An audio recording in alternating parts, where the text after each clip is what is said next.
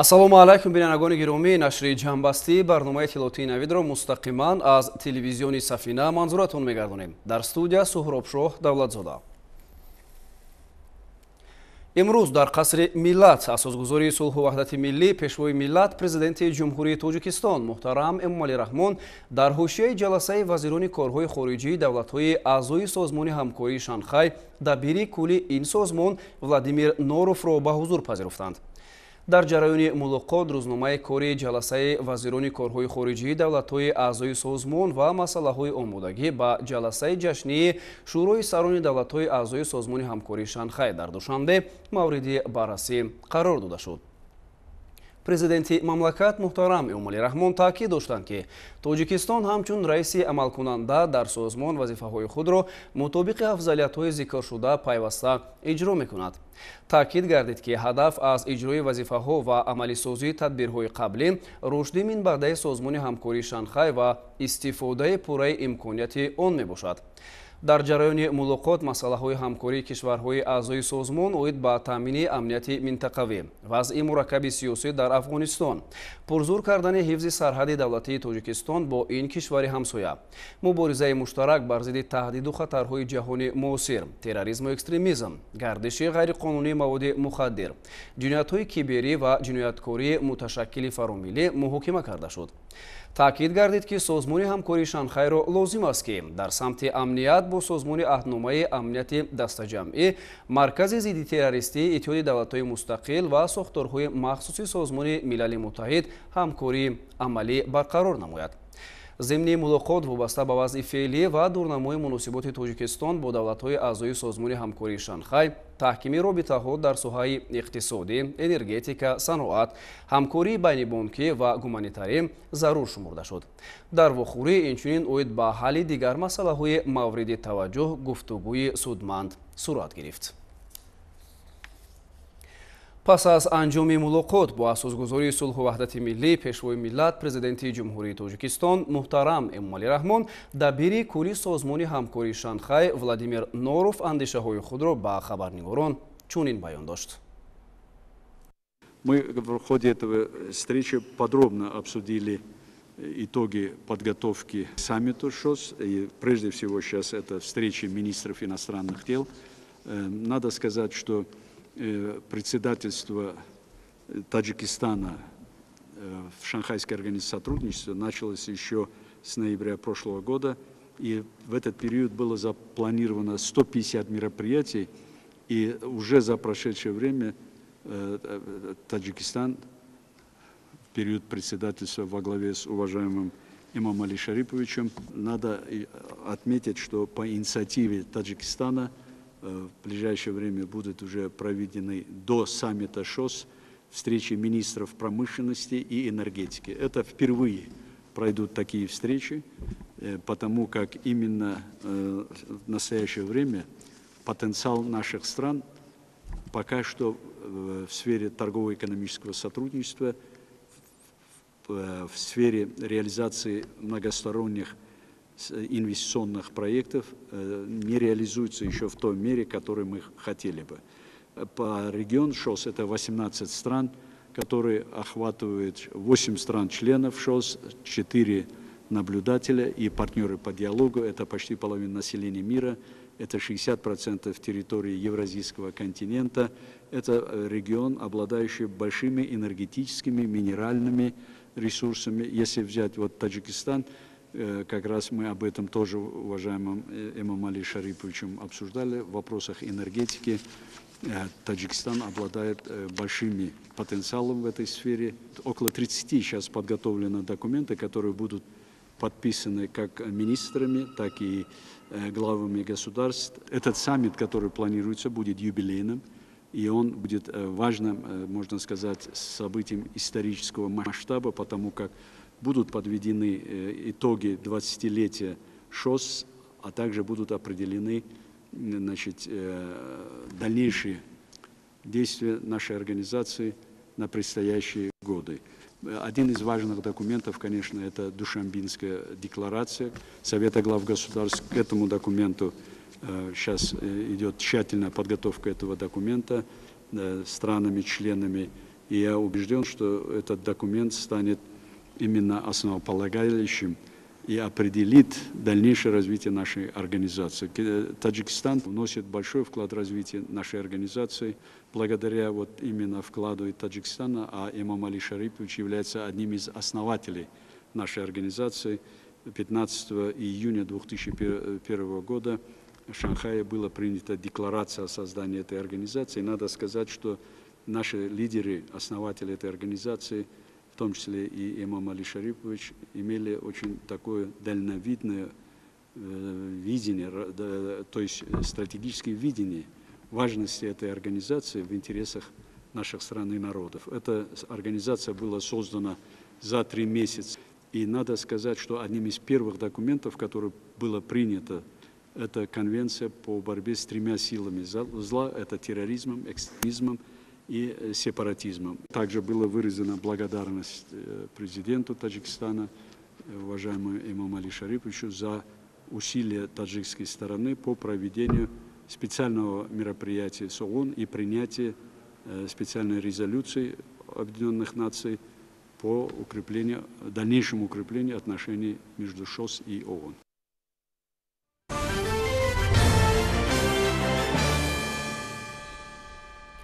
имрӯз дар қасри миллат асосгузори сулҳу ваҳдати миллӣ пешвои миллат президенти ҷумҳурии тоҷикистон муҳтарам Эмомалӣ Раҳмон вазири корҳои хориҷии ҷумҳурии мардуми чин Ван Иро ки бо сафари расмӣ ва ҷиҳати иштирок дар ҷаласаи вазирони корҳои хориҷии давлатҳои аъзои созмони ҳамкории Шанхай дар Тоҷикистон қарор дорад ба ҳузур пазируфтанд. дар ҷараёни мулоқот ҳамкории дуҷониба ва бисёрҷонибаи Тоҷикистон ва Чин дар чаҳорчӯби муносиботи шарикии стратегии ҳамаҷониба ва дар доираи ташкилоту созмонҳои минтақавию байналмилалӣ баррасӣ карда шуд. президенти мамлакат муҳтарам Эмомалӣ Раҳмон таъкид доштанд ки Тоҷикистон ва Чин шарикони ҳамаҷонибаи стратегӣ ва ҳамсоягони наздик мебошанд ва мо манфиат дорем ки муносибатҳои наздики боэътимодӣ байни кишварҳоямон дар ҳама шаклҳо минбаъд амиқтар карда шаванд. ҷонибҳо аз сатҳи баланди ҳамкории кишварҳо дар бахшҳои сиёсӣ, иқтисодӣ, фарҳангию гуманитарӣ ва амниятӣ изҳори қаноатмандӣ карда, роҳҳои рушду густариши минбаъдаи робитаҳо дар соҳаҳои тиҷорат, нақлиёт, сармоягузорӣ ба роҳ мондани содироти молҳои Тоҷикистон бахусус маҳсулоти кишоварзӣ ба бозорҳои Чинро муҳокима намуданд. ба ҷониби Чин барои дар давраи пандемия ҷудо кардани 300 000 воя ваксина ба хотири пешгирӣ ва аз байн бурдани бемории сироятии коронавирус изҳори сипос карда шуд. ضمن بررسی مسائل همکاری در چهارچوب سازمان ملل متحد، سازمان همکاری شانگهای، مشورت همکاری و تدبیرهای باوری در آسیا، اینچنین دیگر تشکیلات‌های منطقوی و بین المللی جانب‌ها با مسئله مبارزه دستجمعانه کشورها بر ضد تروریسم و اکستریمیسم، سپاریتیسم، جنایتکاری متشکلانه فراملی از جمله گردش غیرقانونی مواد مخدر، کیبرجنایتکاری و دیگر تهدیدهای امنیتی توجه ظاهر کردند. ضمن بررسی مسائل عمده منطقوی جانب‌ها با وضع امروزه سیاسی و نظامی افغانستان توجه خاص ظاهر نمودند.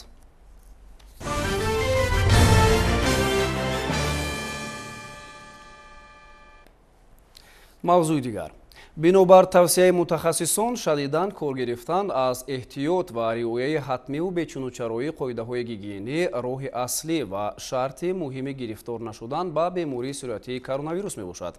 اما متاسفانه تا هنوز هستند نفرانی که نسبت به خود و اطرافیان بی‌پروایی ظاهر کرده عادی‌ترین شرط خودمحافظتی استفاده نقاب در جایهای جمعیتی را صرف نظر می‌کنند. حالت ذکر شده مخصوصاً در شهر دوشنبه خیلی زیاد می باشد. این گفته‌ها را گشت‌های سنجشی گروه‌های کاری دوام چند روز گذشته ثابت کرد. این نوبت گروه کاری جهت تقویت بخشیدن کارهای ترغیباتی و تشویقاتی وابسته به پیشگیری بیماری سیرویاتی کووید 19 در ناحیه شاه منصور شهر دوشنبه به آگاهاندن اهالی جهت استفاده نقاب‌های محافظتی در باغ فرهنگ و فراغتی کوروش کبیر و میدان 800 سالگی مسکو به ساکنان استقامت کنندگان صحبت و واخوری‌ها و کارهای فهماندهی را گذراندند. گروه مذکور ضمن صحبت با ساکنان و مهمانان پایتخت تاکید نمودند که قبول واکسن بر ضد بیماری سیرویاتی کووید 19 نه تنها انسان را از گرفتار شوی ба ин бемории сироятӣ эмӣ нигоҳ медорад, балки ин бемориро дар организм ба таври сабук мегузаронад.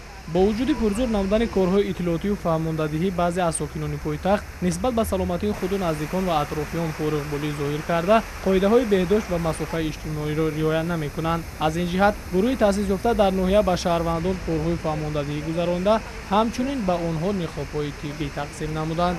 ба иттилои масъулин дар асоси қарори Ситоди ҷумҳуриявӣ оид ба пурзур намудани тадбирҳои пешгирӣ аз бемории сироятии COVID-19 дар ҷумҳурии Тоҷикистон аз ҷониби мақомоти иҷроияи ҳокимияти давлатии шаҳри Душанбе ва ноҳияҳои он дар ҳудуди пойтахт зиёда аз 196 гурӯҳи корӣ фаъолият менамоянд, ки ҳамарӯза ба сокинон тарзи дурусти риояи қоидаҳои беҳдоштӣ ва истифодаи ҳатмии ниқоб дар ҷойҳои ҷамъиятиро таъкид месозанд.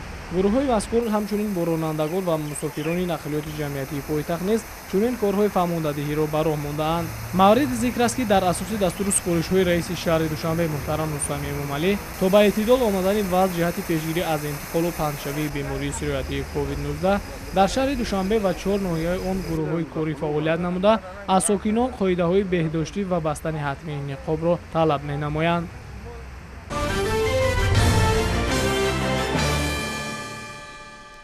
дар маркази маъмурии вилояти Суғд шаҳри Хуҷанд бобати ҷилавгирӣ аз паҳншавии мавҷи навбатии бемории коронавирус тадбирҳои безараргардонии маконҳои серодам аз нав гирифта шуд.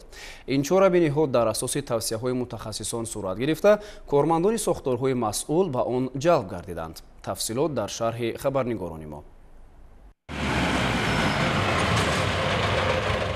бо мақсади пешгирӣ аз паҳншавии бемории сироятии COVID-19 дар шаҳру ноҳияҳои вилояти Суғд корҳои безараргардонӣ ва тарғиботи ташвиқотии ҷиҳати таъмини солими аҳолӣ муташаккилона идома дорад. табқи нақшаи масъулини маркази назорати давлатии санитарии эпидемиологӣ ва мақомоти иҷроии ҳокимияти давлатии ноҳияи Спитамин рӯзи гузашта дар кӯчаҳои марказӣ ва бозорҳои ноҳия корҳои безараргардонӣ гузаронида шуд. мувофиқи маълумоти мутахассисони марказ, корбарӣ ва гаштугузори хона ба хона аз ҷониби табибони оилавӣ ҷонбок карда шуда, дар анбори марказ миқдори зарурӣ маҳлули хлор ва гипохлорид, либосҳои махсус ва таҷҳизоти зарурӣ дастрас мебошад. аз ҷониби мутахассисони маркази назорати давлатии санитарии эпидемиологии ноҳияи мазкур мунтазам корҳои назоратӣ ва фаҳмондадиҳӣ дар ошхонаву қаҳвахона ва бозорҳо гузаронида шуда, дар ҳолати такроран вайрон кардани қоидаҳои санитарии эпидемиологӣ нисбати масъулин протоколҳои ҳуқуқвайронкунии маъмурӣ тартиб ва ба мақомоти дахлдор барои баррасӣ пешниҳод карда мешавад. дар раванди тақвият бахшидан ба баланд бардоштани савияи дониши аҳолӣ ҳамарӯза аз тарафи марказҳои санитарии ҷумҳурии вилоят ва бо ҳамбастагӣ маркази ташаккули тарзи ҳаёти солим корҳои оммафаҳмоӣ ҷиҳати истифодаи муҳимияти ниқоби тиббӣ, маҳлулҳои антисептикӣ ва умуман ҷиҳати чӣ тавр бояд пешгирӣ кард вобаста ба сироятии коронавируси COVID-19 корҳои фаҳмондиҳӣ гузаронида шуда дорад. ва ин ба мақсад аз сокинон даъват ба амал меоем, ки албатта яке аз роҳҳои асосии пешгирии сироятии COVID-19 ин албатта истифодаи ниқоби тиббӣ, риояи фосилаи иҷтимоӣ ва беҳдошти шахсӣ, яъне ки ҳатмӣ ва зарур мебошад.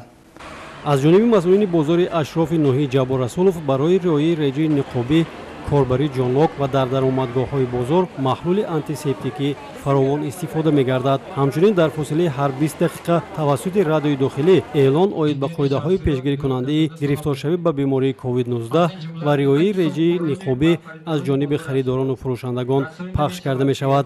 аз тарафи маркази назори давлатии санитарии эпидемиологӣ ноҳияи Ҷабор Расулов маводҳои безараргардонӣ ба қадри лозима захира карда шудааст ва ҳамарӯза дар ҳамаи манбаъҳои сироятӣ аз тарафи шӯъбаи безараргардонии марказ дар манбаъҳои сироятӣ чорабинои безараргардонӣ гузаронида мешавад ва дар якҷоягӣ бо кормандони кӯмаки аввалияи тиббии санитарӣ нақша чорабинӣ тартиб дода шудааст, ки дар ҳамаи ҷойҳои осебпазир ҳамарӯза гаштаки хона ба хона пурзур карда шудааст. ҳамаи он бемороне ки дар оилашон алоқамандӣ доранд таҳти назорати духтарони оилавӣ гирифта шуда, ҳамарӯза барои вазъи саломатии онҳо дида баромада мешавад. дар ошхонаву қаҳвахонаҳо ва маҳалли ҷамъшавии аҳолӣ низ тибқи иттилои масъулини маркази назорати давлатии санитарии эпидемиологии ноҳияи Ҷабор Расулов ҳафтаи гузашта корҳои безараргардонӣ гузаронида шуда, нисбати шахсоне ки қоидаҳоро вайрон карданд чораҳо андешида шудааст.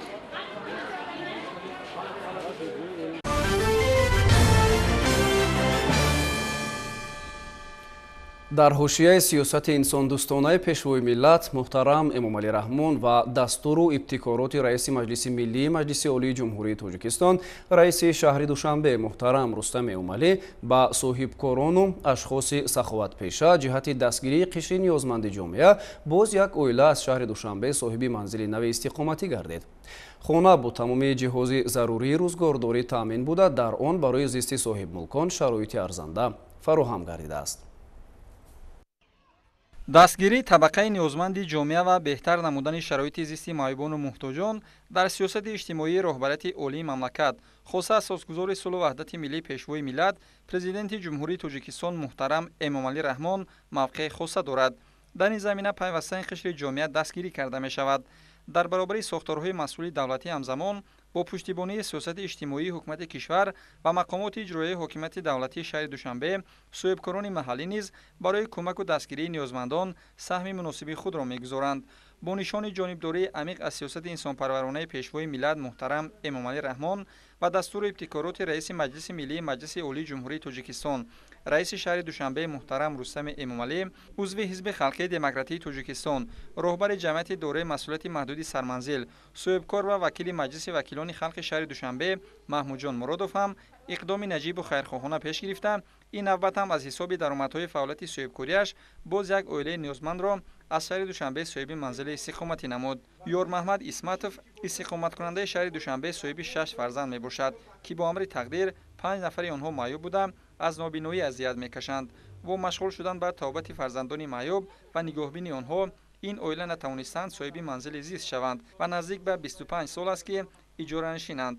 орзуи ягона ин оила соҳиби хона шуданашон буд. ҳоло ки ин орзуяшон ҷомеаи амал пӯшид, аз ин тӯҳфаи арзишманди соҳибкор зиёд хурсанд шуда, аз он изҳори хушҳолӣ карданд ки чунин соҳибкорони саховатпеша ҷонибдорӣ аз сиёсати инсондӯстонаи пешвои муаззами миллат намуда, кӯмаки хешро ба дигар ҳамватанон дариғ намедоранд. ҳазор раҳмат ба ҳамин ҷаноби олӣ, ба Рустами Эмомалӣ, ба идимиёи тенҷи амоние ки мо зиндагӣ дорем. 25 сол шуд бехонаву бетар будем, лекин ноумед набудем. иншоалло ки боварӣ доштем ки ярӯз соҳиби хонаву дар мешем. давлатшона худо аида зиёда бигардона, парвардигор ҳаргиз хоршо накуна. мавриди зикр аст ки манзили нави ин оила аз 5 ҳуҷра иборат буда, дар он тамоми шароити зарурӣ барои истиқомат фароҳам оварда шудааст. ин амали соҳибкор барои беҳтар гардидани шароити иҷтимоии ин оилаи маъюби ниёзманд мусоидати фаъол намудааст.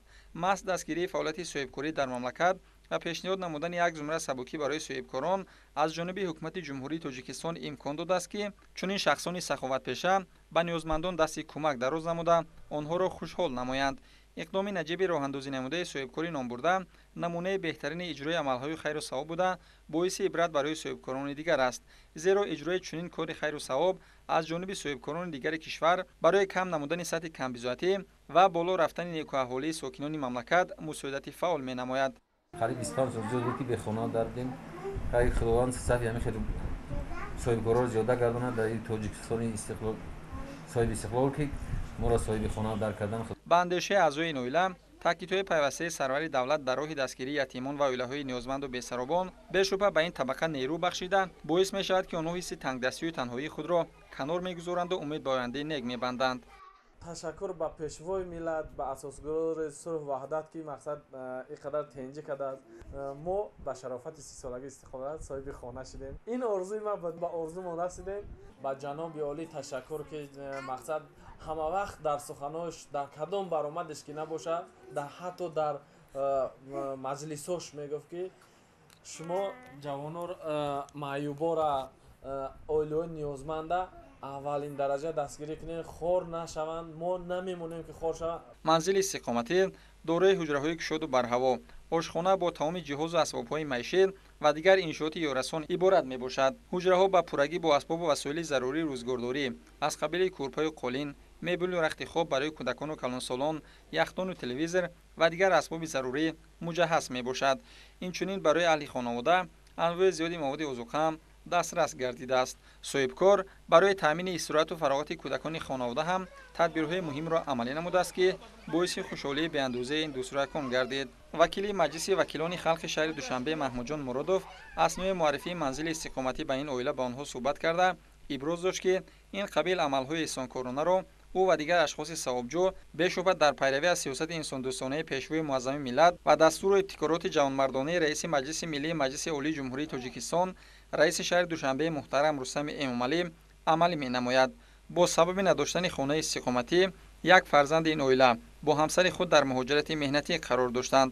Бо мусоидати соҳибкор онҳо низ ба ватан баргаштанд ва шодишарики аҳли оилаи худ шуданд. мавриди зикр аст ки ин оила дар яке аз хобгоҳҳои шаҳри Душанбе зиндагӣ доштанд, ки он аз як ҳуҷра иборат буда 17 нафар дар шароити ногувор истиқомат мекарданд.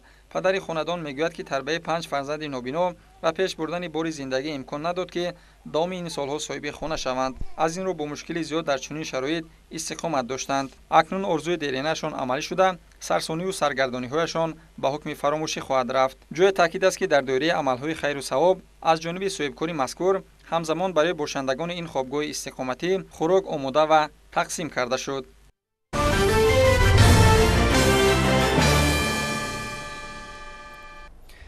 дар 6 моҳҳои аввали соли равон тариқи интернет қабулгоҳи прокуратураи генералӣ 100 муроҷиати шахсони воқеӣ ва ҳуқуқи қабул ва чораҷӯӣ гардид.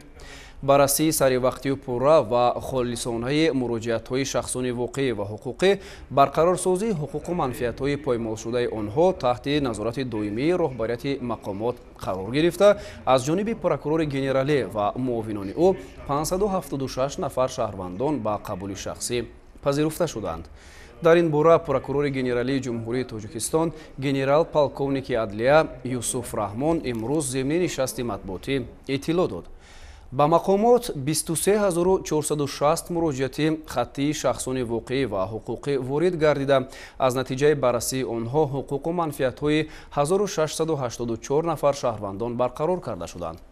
дар маҷмӯъ мақомоти прокуратура вобаста ба назорати иҷрои қонунҳо 3904 санҷиш гузаронид, ки аз натиҷаи онҳо 51765 санадҳои эътиноии прокурорӣ қабул намуда ба маблағи 477 миллион сомонии зарари аз қонунвайронкуниҳо расида барқарор карда шуд. ин нисбат ба ҳамин давраи соли 2020 120 миллион сомонӣ зиёд мебошад. инчунин 2322 сарчорво дар асл барқарор карда бештар аз 8928 гектар қитъаи замин ба ҳолати аввала баргардонида шуда, 2299 парвандаи ҷиноятӣ оғоз гардид, ки аз онҳо 638 ададашон дар бораи кирдорҳои коррупсионӣ ва иқтисодии дорои характери коррупсионӣ мебошанд, гуфт Юсуф Раҳмон. кумитаи рушди маҳаллӣ назди президенти ҷумҳурии Тоҷикистон аз натиҷаи фаъолияти нимсолаи худ дар самти фароҳам овардани шароит барои рушди маҳал, таҳкими низоми идоракунии маҳаллӣ, ҳамоҳангсозии фаъолияти мақомоти марказӣ ва маҳаллии ҳокимияти давлатӣ ва мақомоти худидоракунии шаҳрак ва деҳот оид ба масъалаҳои рушди иқтисодию иҷтимоии маҳал ҷиҳати ноил гардидан ба пешрафти иқтисодӣ ва баланд бардоштани сатҳи некуаҳволии мардуми ҷумҳурии Тоҷикистон ба хабарнигорон маълумот дод. тавре иттилоъ дода шуд, кумитаи рушди маҳаллӣ назди президенти ҷумҳурии Тоҷикистон ҳамчун ниҳоди масъул ҷиҳати татбиқи сиёсати ягонаи давлатӣ дар соҳаи рушди маҳал дар давраи ҳисоботӣ бо иҷрои нақшаи чорабиниҳои солҳои рушди деҳот, сайёҳӣ ва ҳунарҳои мардумӣ ва омодагии ҳамаҷониба ба ҷашни сисолагии истиқлолияти давлатии ҷумҳурии Тоҷикистон корҳои муҳимро сомон додааст. ин раванд бошад дар навбати худ дар рушди иҷтимоию иқтисодии вилоят, шаҳр, ноҳия, шаҳрак ва деҳот такони ҷиддӣ бахшидааст. дар идомаи нишасти матбуотӣ дуир ба татбиқи барнома ва лоиҳаҳои мушаххас дар самти беҳтар кардани инфрасохтори шаҳрак ва деҳоти ҷумҳурӣ ва шароити арзанда фароҳам овардан барои сокинон маълумоти дақиқ пешниҳод карда шуд. дар нимсолаи якуми соли 2021 бо мақсади беҳдошти муҳити зист ва таъмини амнияти экологии аҳолӣ дар шаҳру ноҳияҳои ҷумҳурӣ 875 аксияи экологии тозагии маҳал гузаронида шуд, ки дар он зиёда аз 314500 нафар иштирок намуда ба миқдори муайян партовҳои истеъмолӣ ва сахти маишӣ аз кӯчаю маҳаллаҳо ба партовгоҳҳои расмии шаҳру ноҳияҳо бароварда шуд. дар ин бора земни нишасти матбуотӣ роҳбарияти кумитаи ҳифзи муҳити зисти назди ҳукумати ҷумҳурии Тоҷикистон иттилоъ доданд. дар ин давра аз ҷониби кумитаи мазкур ҷиҳати пешгирии ифлосшавии манбаъҳои обӣ ва баландбардоштани сатҳи маърифатӣ экологияи аҳолӣ дар самти ҳифзи захираҳои об аксияҳои тозагии соҳил 2021 гузаронида шуд ки дар онҳо табақаҳои гуногуни аҳолӣ сафарбар шуданд. дар натиҷаи баргузории ин аксияҳо каналҳои магистралӣ, обанборҳо, соҳилҳои дарёҳо ва дигар манбаъҳои обӣ аз партову ифлосиҳо тоза карда шуданд.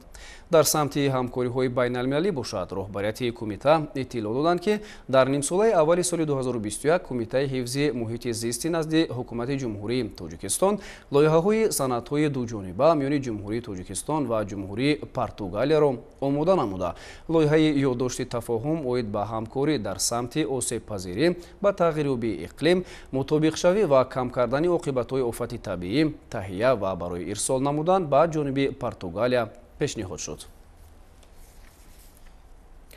аз ҷониби назорати давлатии бехатарии корҳо дар саноат ва соҳаи кӯҳкорӣ назди ҳукумати ҷумҳурии Тоҷикистон имсол 19 ҳодисаи нохуши истеҳсолӣ ба қайд гирифта шуданд ки дар натиҷа 11 нафар ҳалок ва 37 нафар ҷароҳатҳои гуногуни ҷисмонӣ бардоштанд. дар ин хусус сардори хадамоти назорати давлатии бехатарии корҳо дар саноат ва соҳаи кӯҳкории назди ҳукумати ҷумҳурии Тоҷикистон Санъат Раҳим имрӯз дар Душанбе ба хабарнигорон иттилоъ дод. мавсуф афзуд ки дар ҳамаи ҳодисаҳои нохуш тафтиши техникӣ гузаронида шудааст. сардори хадамот омилҳои асосии сарзадани ҳодисаҳои нохуши истеҳсолиро риоя нагардидани истифодаи дурусти таҷҳизот ва техникаи истеҳсолӣ, паст будани сатҳи касбияти мутахассисон, беназоратӣ ва хунукназарии масъулону роҳбарон арзёбӣ намуд. зикр шуд ки аз ҷониби хадамоти назорати давлатии бехатарии корҳо дар саноат ва соҳаи кӯҳкории назди ҳукумати ҷумҳурии Тоҷикистон нисбат ба шахсони масъули корхонаҳо барои риоя накардани қоидаҳои бехатарии саноатӣ 177 нафар ба ҷавобгарии маъмурӣ кашида шуда ба маблағи 535980 сомонӣ ҷарима баста шуданд. инчунин Санъат Раҳим зикр намуд ки дар хадамот 2289 корхона ва 10096 иншооти зери назоратӣ ба қайд гирифта шуданд. имсол аз ҷониби 8 нозироти давлатии марказӣ ва 3 нозироти комплексии назорати бехатарии саноатӣ дар вилоятҳои Хатлон, Суғду Бадахшон 125 назорати техникӣ гузаронида шуданд ки аз инҳо 112 назорати нақшавӣ ва 13 назорати ғайринақшавӣ мебошанд. соли 2021 донишгоҳи давлатии тиббии Тоҷикистон ба номи Абуалӣ ибн Синоро 1572 нафар аз ҷумла 40 нафар бо дипломи аъло, 114 нафар тибқи квотаи президентӣ хатм карданд. дар ин бора ректори донишгоҳи давлатии тиббии Тоҷикистон Маҳмадшоҳ Гулзода зимни нишасти матбуотӣ ба хабарнигорон иттилоъ дод. ҳамчунин мавсуф қайд кард ки дар соли равон 257 нафар донишҷӯи хориҷӣ аз 6 кишвари ҷаҳон ин муассисаи бонуфузи кишварро бо муваффақият хатм карданд. Маҳмадшоҳ Гулзода иброз дошт ки баҳри таъмини таҳсилоти босифат дар соҳаи фарматсия ва иҷрои дастуру супоришҳои пешвои миллат соли равон 12 номгӯ дастгоҳҳои фармасевтӣ харидорӣ шуданд ки ба истеҳсоли маводи доруворӣ дар заминаи факултети фарматсияӣ равона шудааст. он ҳамчунин омили асосии омода намудани мутахассисони ба талаботи ҷомеаи муосир ҷавобгӯ ба ҳисоб меравад.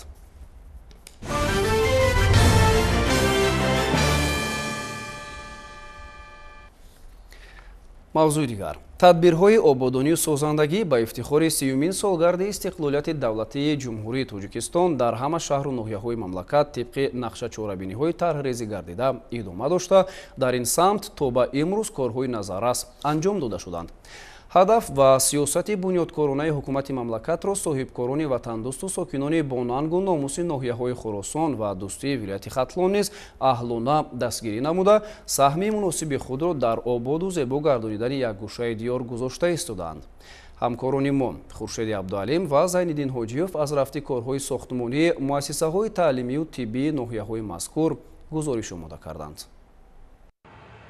با افتخار سیومی سالگرد استقلال دولتی جمهوری تاجیکستان در همه جماعت و شهرک و دهات ناحیه خراسان تدبیرهای آبادانی و بنیادکاری وسعت تازه کسب نموده است. ساختمان بنای مؤسسه تعلیمی ابتدایی دهه ایستگاه دهنه جماعت دهات قلعه‌آباد از جمله انشاءات جشنی با استقبال این صحنه مهم تاریخی ارزیابی می شود. باید گفت که تا به امروز خوانندگان این محله بیش از 6 کیلومتر راه را طی نموده به دهه‌های دیگر برای ادامه تحصیل می رفتند. شروع از اول سال تحصیلی 2021-2022 خوانندگان این دهه تحصیل را در مؤسسه نزد دهه خود آغاز می‌کنند. زیرا با دستگیری مقامات اجراییه و با حشر دستجمعانه پدر و مادران این مؤسسه نو زمانوی با تمام شرایط‌های لازمه قامت افروخته ایستاده است که در عرفه روز دانش مورد استفاده برای عموم قرار خواهد گرفت. عین حال در این مؤسسه نوبنیاد کارهای بتون‌ریزی انجام یافته، ساختمانچیان کارهای خشتچینی را وسعت بخشیده ایستادند. سالیان دراز است که خوانندگان ایستگاه دهنه به دهه همسایه یعنی که دهه دهنه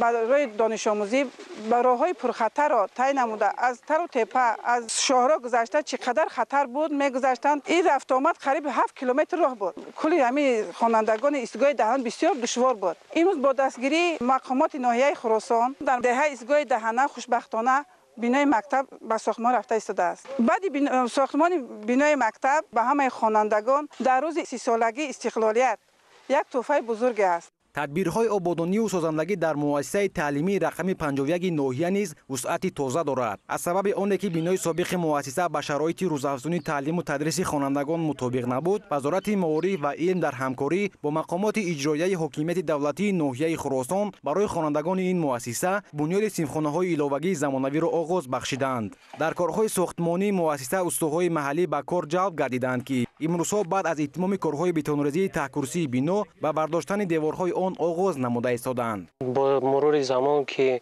محل شماره اهالی که زیاد که میشد این صنفخانه ها به پورگی طلبات مردم را قانع کردن نمیتونست و محض همین باعث شد که مقامات اجرایی حکومت دولتی تصمیم گرفتند که 6 صنفخانه علاوگی و 2 اتاق کاری ساخته به استفاده دهند. همین ساختمان صنفخانه های نو یک تحفه ارزنده میشد برای خواننده های همین محل. همزمان در دایره تدبیرهای بنیادکاری به استقبال جشن 30 سالگی استقلال دولتی و عملی شوی سیاست اجتماعی دولت و حکومت جمهوری تاجیکستان با جلب مبلغ‌های بودجتی شعبه بیماری‌های سیرایتی بیمارخانه رقم 5 ناحیه خراسان تجدید و از نوسازی گردیده ایستاده است. شعبه مذکور دارای 5 حجره مخصوص، 5 حجره داروگذرانی، اتاق‌های کاری طبیبان، حجره‌های قبول و از حجره‌های بستر بیماران عبارت بوده بیش از 30 نفر طبیبان و همشیره‌های شفقت به اهالی خدمت طبی می‌رسانند. کارهای ساختمانی در انشاءات در شعبه بیماری سیرایتی سال 2021 آغاز شده، عین حال در عرفه انجام است. از طرف بریگاد ساختمانی در شعبه بیماری سیرایتی زیر از 20 نفر کارمندان کار کرده ایستادند که همه مردم خود همین ناحیه بوده اما با معاش خوب تامین می‌شوند. همچنین در جماعت دهات هلالی ناحیه کارهای ساختمانی بنای تولدخانه با مرام ادامه دارد. طبق اطلاع مسئولین انشاءات از یک آشیانه عبارت بوده در آن بیش از 9 اتاق کاری و جای برای تولد کودک با موثرترین شرایط آماده می‌گردد. برای باز هم بهتر نمودن سطح و صفت خدمترسانی طبی به اهالی و تحکیم بعضی ماده تکنیکی مؤسسه‌های طبی در دهه شهرنو جماعت شهرک 20 سالگی استقلال ناحیه دوستی نیز بنگاه سلامتی بنیاد گردیده است که با تکنولوژی نوین سوها مجهز و 4 نفر طبیبان کسبی به جای کار دائمی تامین گردیدند. 28 تایی که همین انشاءاتی که به استفاده دادیم این از اون جمله صنفخانه‌های علاوگی، میدانچه‌های ورزشی، بنگاه‌های طبی برای مردم محله‌هایی که دوردست بودن از منطقه شهرک همین را استفاده دادیم و ما نیت داریم که بعد جشن همین 30 سالگی استقلالیت این به نقشه گرفتگی‌هایی که 30 انشاءاتی که به نقشه گرفتیم ما اینو را بود کرده با نیت داریم که برای همین پیشروی همین جمهوری تاجیکستان عزیزمون دیگر انشاءات‌ها را هم ادامه دهیم. به خاطر مردم همین بنا رو ساختن که به ناحیه نروند و به ما مراجعت کنن و ما یاری اولی دارند. در دوام شب براتون استراحت خوب و خوش رو تمنا میکنیم. خیر.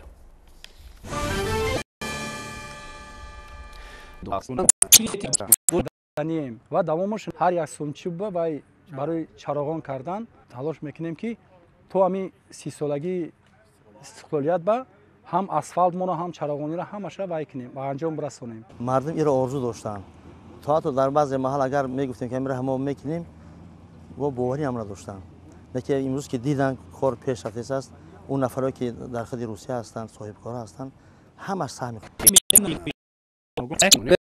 агони азиз, ҳамин гуна буданд хабарҳои нашри ҷамъбастии барномаи иттилоотии навид. ҳамин ҷо барномаамон ба анҷом мерасад, вале барномаҳои дигари телевизиони Сафина идома ки фаъолияти минбаъдаи ин муассисаҳои хизматрасонӣ мушкилоти аҳолиро бартараф хоҳад кард. ҷузъиёти бештар дар матлаби навбатии барнома. дар 5 ҷамоату деҳоти ноҳияи Шаҳринав як қатор иншооти таъйиноташон гуногун мавриди истифода қарор гирифт. Нахуст дар ҷамоати шаҳраки Шаҳринав аз ҷониби намояндагони ҳукумати ҷумҳурии Тоҷикистон ва мақомоти иҷроии ҳокимияти давлатии ноҳия маркази забономӯзӣ ва кӯшонаи ҳусн ба истифода дода шуд. дар яке аз деҳаҳои дурдастарини ҷамоати деҳоти Сабои ноҳияи Шаҳринав сокинон ки ба маркази касбомӯзӣ, кӯшонаи ҳусн, сартарошхона, новойхона ва мағоза ниёз доштанд, аз тарафи соҳибкорони маҳаллӣ чунин марказҳо сохта ба истифода дода шуд. намояндагон зимни ифтитоҳи иншоот бо мардум суҳбат ороста онҳоро барои ободкориву созандагӣ ҳидоят намуданд. баъдан дар ҷамоати деҳоти Чуст як маркази савдои замонавӣ, бунгоҳи тиббӣ, корхонаи истеҳсолии маҳсулоти сохтмонӣ мавриди истифода қарор гирифт. дар ҳақиқат вусъати корҳои созандагиву ободонӣ дар ноҳияи Шаҳринав шаҳодати он аст ки мардуми бофарҳангу соҳибтамаддун ва меҳмоннавози минтақа бо ифтихори баланди ватандорӣ барои таҷлили ҷашни 30-солагии истиқлолияти давлатии Тоҷикистон омодагии ҳамаҷониба мебинанд. сокинони ин гӯшаи кишвар барои ободониву созандагии маҳалли зисташон кӯшиш ба харҷ медиҳанд ки баҳри сазовор пешвоз гирифтани ҷашнҳои миллии кишвар саҳмгузор бошанд. дар ҷамоати деҳоти Боғистон бошад маркази хизматрасонӣ, сехи дузандагӣ, маркази савдо ва кӯшонаи ҳусн аз ҷониби соҳибкорони маҳаллӣ ба истифода дода шуд. як ҳамоми замонавӣ ва майдончаи варзишӣ дар ҷамоати деҳоти ба номи Акрам Ҳасанови ноҳияи Шаҳринав низ мавриди истифода қарор гирифт. хулос дар ин рӯз дар ҳамаи ҷамоату деҳот 19 адад иншооти таъйиноташон гуногун бахшида ба рӯзи ваҳдати миллӣ супорида шуд. намояндагон зимни ифтитоҳи иншоотҳо қайд намуданд ки ҳамаи ин ободкориву созандагии сокинони маҳал аз он гувоҳӣ медиҳад ки мардуми ватандӯсту сарбаланди кишвар дар таҳкими иқтидори иқтисодии Тоҷикистон саҳми арзанда мегузоранд.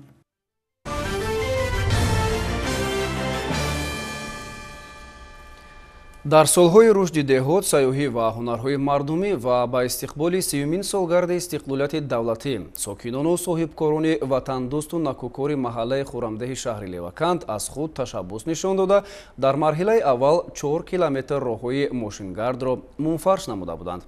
талошу иқдомҳои созандаи мардуми ба ору номус ҳамин рӯсторо ба инобат гирифта, вазорати нақлиёти ҷумҳурӣ дар якҷоягӣ бо ҳукумати шаҳри Леваканд ва муассисаи давлатии идораи хоҷагии роҳҳои минтақаи Бухтар тасмим гирифтанд ки қисмати боқимондаи роҳи ин маҳалларо аз ҳисоби маблағҳои худӣ ба пуррагӣ мунфарш намоянд. шарҳи бештари мавзӯъ дар таҳияи ҳамкорони мо аз шаҳри Леваканти вилояти Хатлон. дар шаҳри Леваканти вилояти Хатлон тадбирҳои ободонию созандагӣ ба истиқболи 30-юмин солгарди истиқлоли давлатии ҷумҳурии Тоҷикистон вусъат дошта, дар баробари бунёди иншооти таъйиноташон гуногун роҳҳои маҳаллии деҳаҳо низ таъмиру азнавсозӣ гашта истоданд. сокинони ободкори хуррамдеҳи ҷамоати гулистони шаҳри Леваканд бо шиори дар ҳамдастии деҳаамонро обод мекунем тадбирҳои бунёдкориро идома дода барои пурра таъмиру мунфашкунии роҳҳои рӯстоашон талош намуда истоданд. бошандагони ин деҳа бо ибтикори худ сокинони дигар кӯчаю маҳаллаҳоро низ ба анҷом додани корҳои ободонию бунёдкорӣ даъват намуда дар татбиқи ҳадафҳои созандаи кишвар саҳм мегузоранд.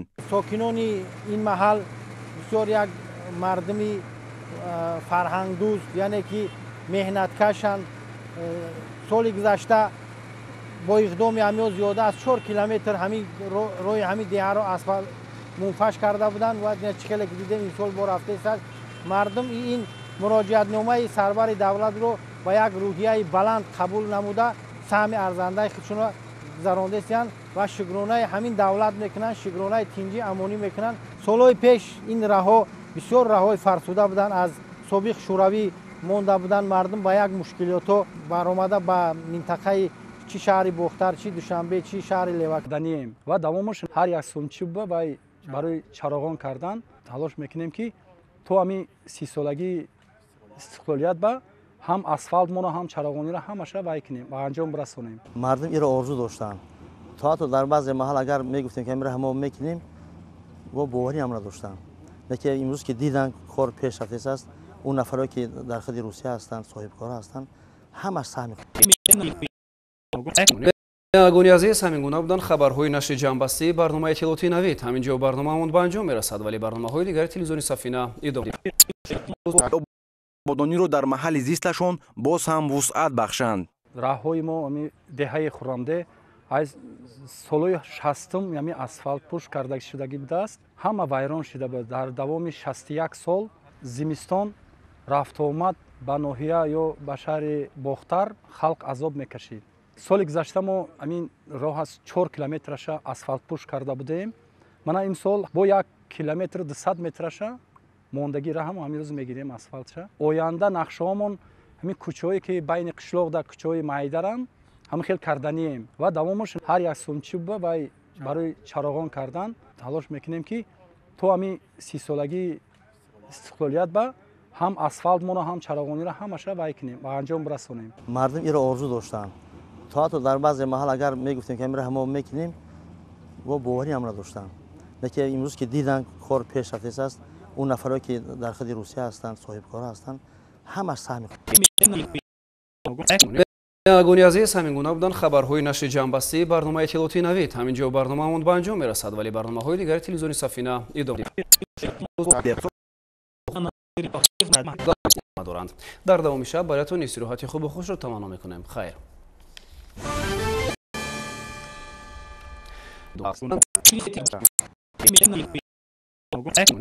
агони азиз ҳамин гуна буданд хабарҳои нашри ҷамъбастии барномаи иттилоотии навид. ҳамин ҷо барномаамон ба анҷом мерасад, вале барномаҳои дигари телевизиони Сафина идома доранд. дар давоми шаб бароятон истироҳати хубу хушро таманно мекунем. хайр.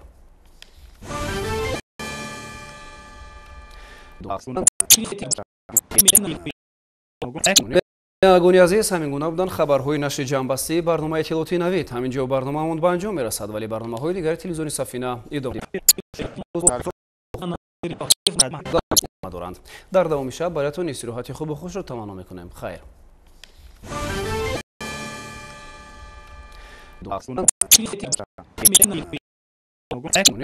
агони азиз ҳамин гуна буданд хабарҳои нашри ҷамъбастии барномаи иттилоотии навид. ҳамин ҷо барномаамон ба анҷом мерасад, вале барномаҳои дигари телевизиони Сафина идома доранд. дар давоми шаб бароятон истироҳати хубу хушро таманно мекунем. хайр.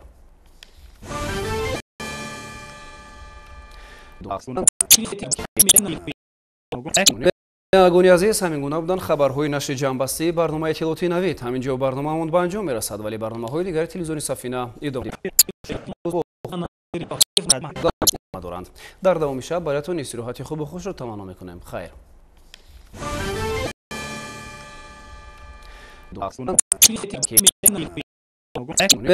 агони азиз ҳамин гуна буданд хабарҳои нашри ҷамъбастии барномаи иттилоотии навид. ҳамин ҷо барномаамон ба анҷом мерасад, вале барномаҳои дигари телевизиони Сафина идома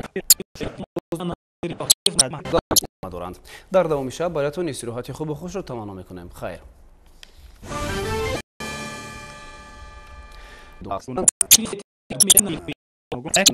агони азиз ҳамин гуна буданд хабарҳои нашри ҷамъбастии барномаи иттилоотии навид. ҳамин ҷо барномаамон ба анҷом мерасад, вале барномаҳои дигари телевизиони Сафина идома доранд. дар давоми шаб бароятон истироҳати хубу хушро таманно мекунем. хайр.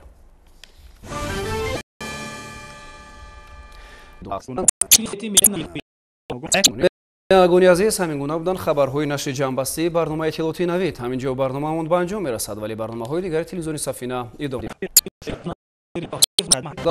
доранд. дар давоми шаб бароятон истироҳати хубу хушро таманно мекунем. хайр.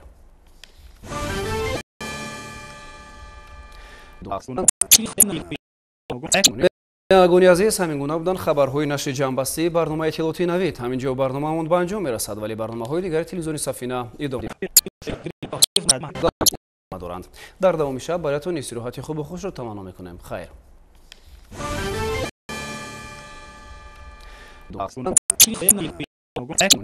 агони азиз ҳамин гуна буданд хабарҳои нашри ҷамъбастии барномаи иттилоотии навид. ҳамин ҷо барномаамон ба анҷом мерасад, вале барномаҳои дигари телевизиони Сафина идома доранд. дар давоми шаб бароятон истироҳати хубу хушро таманно мекунем. хайр.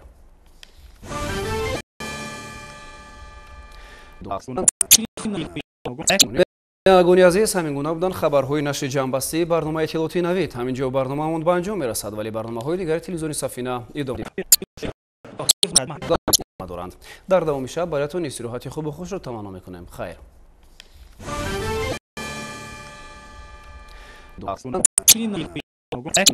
агони азиз, ҳамин гуна буданд хабарҳои нашри ҷамъбастии барномаи иттилоъоти навид. ҳамин ҷо барномаамон ба анҷом мерасад, вале барномаҳои дигари телевизиони Сафина идома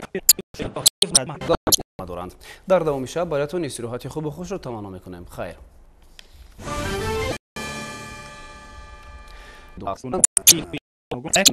агони азиз, ҳамин гуна буданд хабарҳои нашри ҷамъбастии барномаи иттилоъоти навид. ҳамин ҷо барномаамон ба анҷом мерасад, вале барномаҳои дигари телевизиони Сафина идома доранд. дар давоми шаб бароятон истироҳати хубу хушро таманно мекунем. хайр.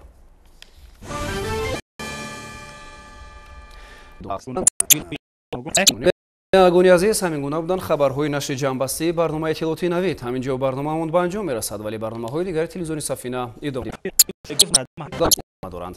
дар давоми шаб бароятон истироҳати хубу хушро таманно мекунем. хайр.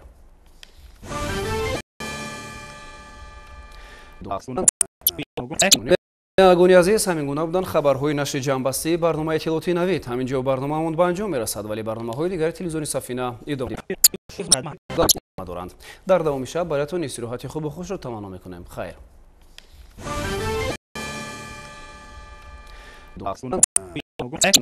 агони азиз, ҳамин гуна буданд хабарҳои нашри ҷамъбастии барномаи иттилоъоти навид. ҳамин ҷо барномаамон ба анҷом мерасад, вале барномаҳои дигари телевизиони Сафина идома доранд.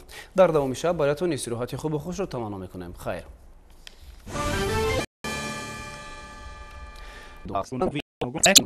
агони азиз, ҳамин гуна буданд хабарҳои нашри ҷамъбастии барномаи иттилоъоти навид. ҳамин ҷо барномаамон ба анҷом мерасад, вале барномаҳои дигари телевизиони Сафина идома доранд.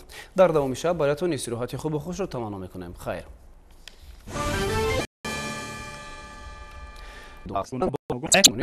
агони азиз, ҳамин гуна буданд хабарҳои нашри ҷамъбастии барномаи иттилоъоти навид. ҳамин ҷо барномаамон ба анҷом мерасад, вале барномаҳои дигари телевизиони Сафина идома доранд. дар давоми шаб бароятон истироҳати хубу хушро таманно мекунем. хайр.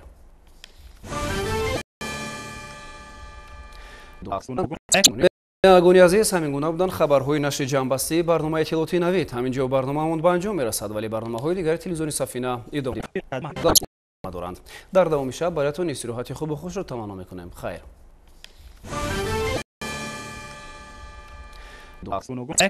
агони азиз, ҳамин гуна буданд хабарҳои нашри ҷамъбастии барномаи иттилоъоти навид. ҳамин ҷо барномаамон ба анҷом мерасад, вале барномаҳои дигари телевизиони Сафина идома доранд. дар давоми шаб бароятон истироҳати хубу хушро таманно мекунем. хайр.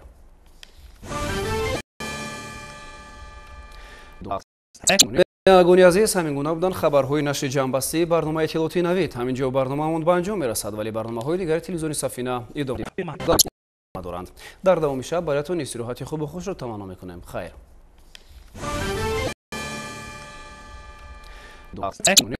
агони азиз, ҳамин гуна буданд хабарҳои нашри ҷамъбастии барномаи иттилоъоти навид. ҳамин ҷо барномаамон ба анҷом мерасад, вале барномаҳои дигари телевизиони Сафина идома доранд. дар давоми шаб бароятон истироҳати хубу хушро таманно мекунем. хайр.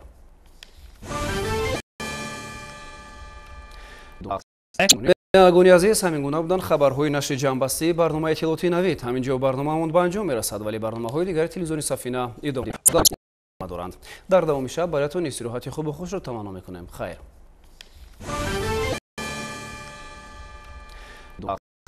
агони азиз, ҳамин гуна буданд хабарҳои нашри ҷамъбастии барномаи иттилоъоти навид. ҳамин ҷо барномаамон ба анҷом мерасад, вале барномаҳои дигари телевизиони Сафина идома доранд. дар давоми шаб бароятон истироҳати хубу хушро таманно мекунем. хайр.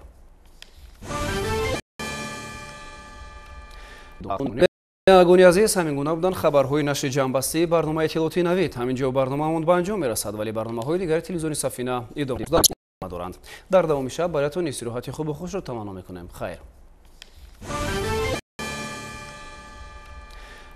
агони азиз, ҳамин гуна буданд хабарҳои нашри ҷамъбастии барномаи иттилоъоти навид. ҳамин ҷо барномаамон ба анҷом мерасад, вале барномаҳои дигари телевизиони Сафина идома доранд.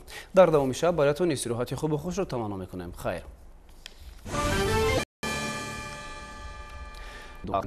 агони азиз, ҳамин гуна буданд хабарҳои нашри ҷамъбастии барномаи иттилоъоти навид. ҳамин ҷо барномаамон ба анҷом мерасад, вале барномаҳои дигари телевизиони Сафина идома доранд. дар давоми шаб бароятон истироҳати хубу хушро таманно мекунем. хайр.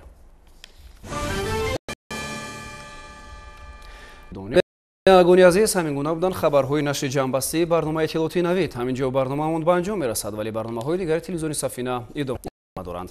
дар давоми шаб бароятон истироҳати хубу хушро таманно мекунем. хайр. меҳманогони азиз, ҳамин гуна буданд хабарҳои нашри ҷамъбастии барномаи иттилоъоти навид. ҳамин ҷо барномаамон ба анҷом мерасад, вале барномаҳои дигари телевизиони Сафина идома доранд. дар давоми шаб бароятон истироҳати хубу хушро таманно мекунем. хайр.